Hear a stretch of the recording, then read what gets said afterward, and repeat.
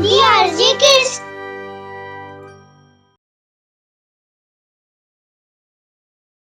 कहानी चुगलखोर मौसी। एक शहर में विकास और विनय नाम के दो भाई रहते थे। दोनों भाई में आपस में बहुत प्रेम था। दोनों की पत्नियां सीमा और भारती भी मिलजुल कर रहती थी। दोनों भाइयों ने अपनी मेहनत से शहर में अपना कारोबार शुरू किया था और देखते ही देखते उनका व्यापार काफी बढ़ गया। उनका परिवार बहुत खुशहाल था।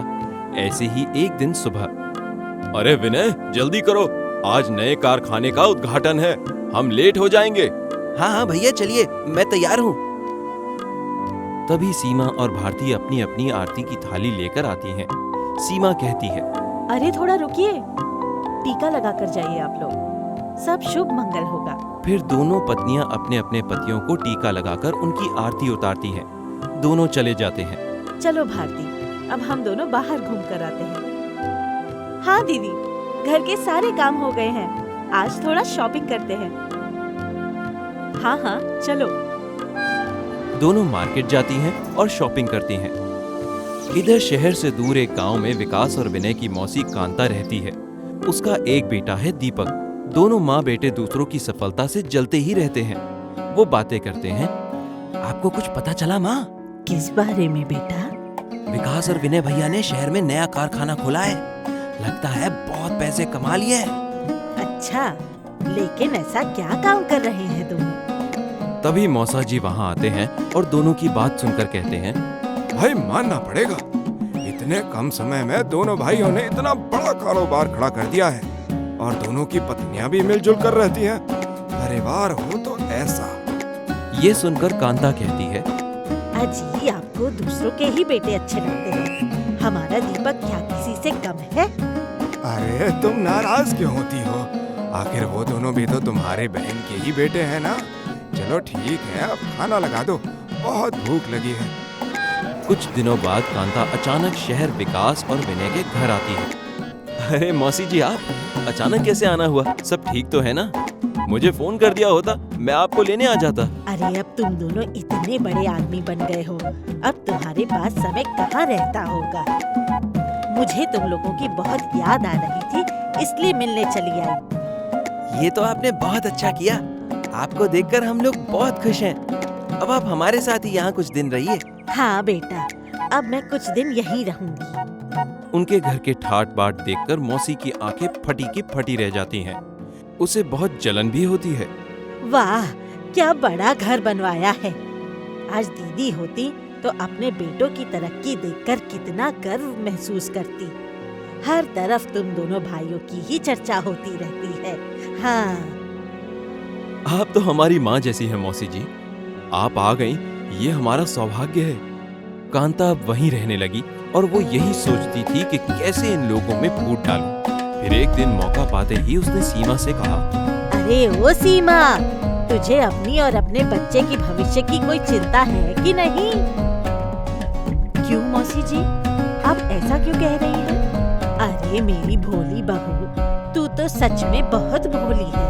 विकास तो अपने भाई के प्रेम में खोया है, लेकिन तुझे क्या हो गया? मैं कुछ समझी नहीं मौसी जी।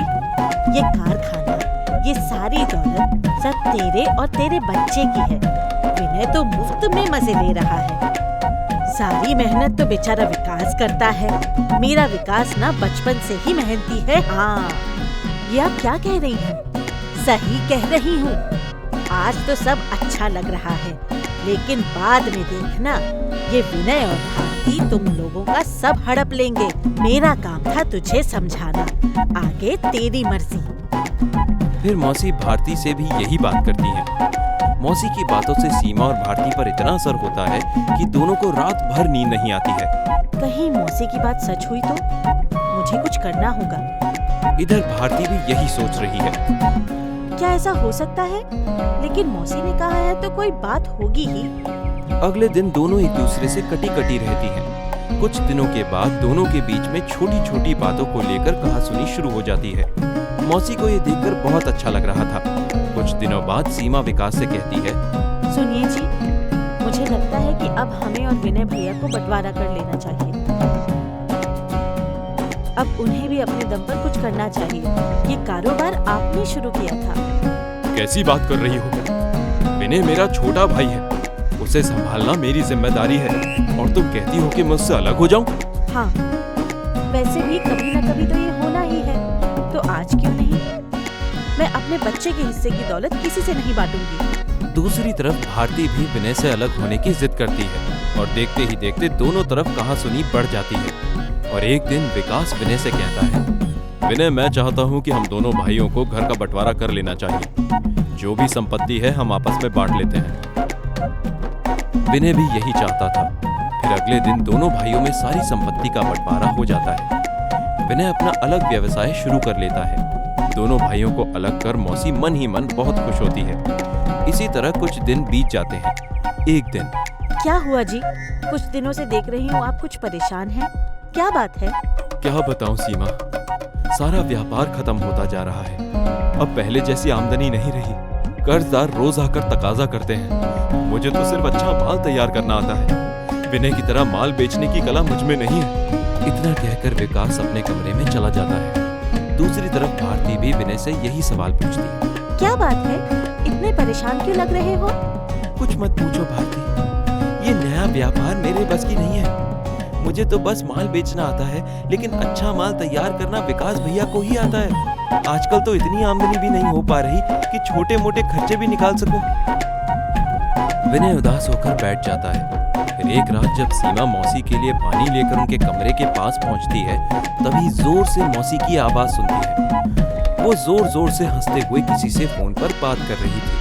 अरे चंपा, अब मैं तुझे क्या बताऊं? सीमा और भारती को तो ऐसी पट्टी पढ़ाई कि दोनों आसानी से मेरी बातों में आ गए।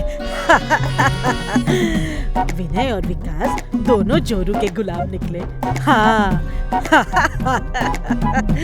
सीमा मौसी की सारी बातें समझ जाती है और फिर अगले दिन पूरी बात भारती को बताती है। फिर वो दोनों अपने अपने पतियों को ये सारी बातें बता देती हैं। अब उन दोनों भाइयों को समझ में आ जाता है कि ये सब उनकी मौसी का किया धरा है। फिर अगले दिन विकास विनय से कहता है, विनय मुझे माफ कर दो, तुम बस आकर अपना काम संभाल लो। भैया ये आप क्या कह रहे हैं? आप मेरे बड़े भाई हैं। दरअसल गलती हम दोनों की है। हमने मौसी की बातों में आकर ये कदम उठाया। हाँ, हमें दूसरों की बातें नहीं सुननी चाहिए थी।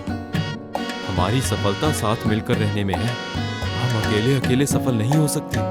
सीमा और भारती को भी अपनी गलती का एहसास होता है।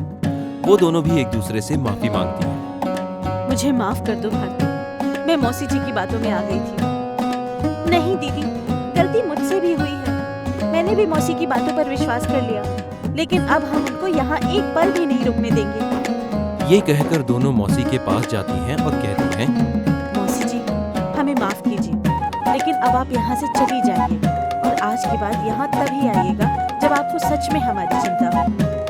कांता वहाँ से अपने गांव चली जाती है। इसके बाद उसकी कभी हिम्मत नहीं हुई कि वो फिर से विकास और विनय को अलग करने की सोचे। विकास और विनय अब फिर से पहले की तरह मिलजुल कर रहने लगे। हमें हमेशा मिलजुल कर रहना चाहिए और बाहर वालों के बहकावे में कभी नहीं आना चाहिए।